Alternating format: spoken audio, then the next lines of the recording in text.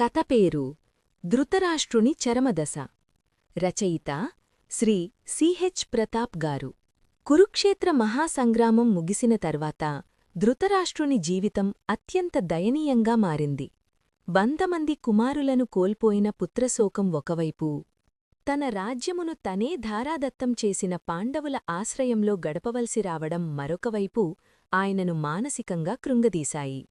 ధర్మరాజు ధృతరాష్ట్రుడిని తండ్రిలా గౌరవించి అన్ని వసతులు కల్పించినప్పటికీ భీముని పరుషవాక్యాలు ధృతరాష్ట్రుడికి ములుకుల్లా తగిలేవి. తన కుమారుల మరణానికి కారణమైన భీముని నీడలో బతకడం ఆయన అహంకారానికి పెద్ద పరీక్షగా మారింది. గతంలో తాను చేసిన అధర్మాలు, పాండవులకు చేసిన అన్యాయం మరియు ద్రౌపదికి జరిగిన అవమానం చూస్తూ మౌనంగా ఉండటం వంటి సంఘటనలు ఆయనను అంతరంగంలో దహించివేసేవి. కంటిచూపులేని తనకి మనశ్శాంతి కూడా కరువై చరమదశలో నరకయాతన అనుభవించాడు. ఈ క్రమంలో విదురుడు తీర్థయాత్రలు ముగించుకొని హస్తినాపురానికి తిరిగివచ్చాడు. తన అన్నగారి పరిస్థితిని గమనించిన విదురుడు కఠినమైన సత్యాన్ని బోధించాడు. కాలం గడిచే కొద్దీ శరీరం ముసలితనానికి చేరుతుందని, ఇంద్రియాలు బలహీనపడతాయని వివరించాడు. పరాయివాడు పెట్టిన అన్నం తింటూ గతంలో శత్రువులుగా చూసినవారి దయాదాక్షిణ్యాలపై ఆధారపడటం క్షత్రియధర్మం కాదని హెచ్చరించాడు. మృత్యువు ఏ క్షణమైనా కబళించవచ్చని, అటువంటి సమయంలో మమకారాన్ని వదిలి భగవంతుని ధ్యానంలో గడపాలని హితవు పలికాడు. విదురుని బోధనలతో ధృతరాష్ట్రుడిలో వైరాగ్యం ఉదయించింది. ఆ అర్ధరాత్రి ఎవరికీ చెప్పకుండా గాంధారిని, కుంతీదేవిని వెంటబెట్టుకుని అడవులకు బయలుదేరాడు. అక్కడ కఠోరమైన తపస్సు ఆచరిస్తూ ఇంద్రియాలను నిగ్రహించుకొని ముక్తిమార్గం వైపు అడుగులు వేశాడు. గంగానది తీరంలో ఆశ్రమాన్ని నిర్మించుకొని వానప్రస్థ జీవితాన్ని గడిపారు.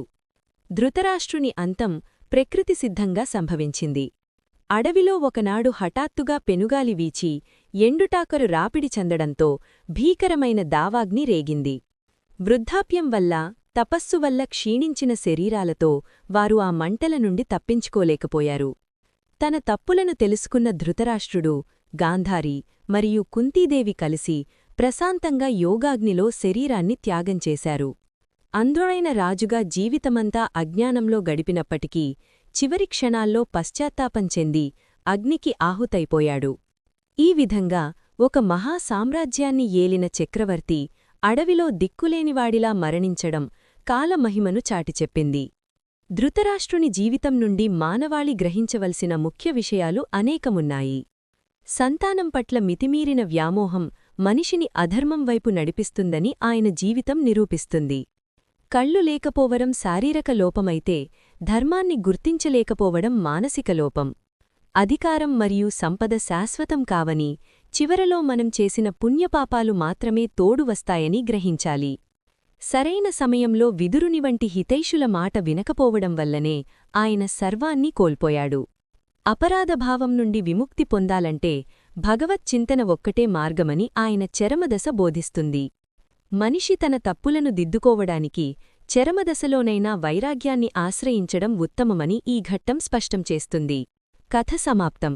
కథ విన్నందుకు ధన్యవాదాలు.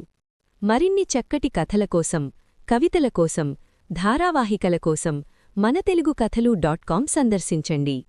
Thank you.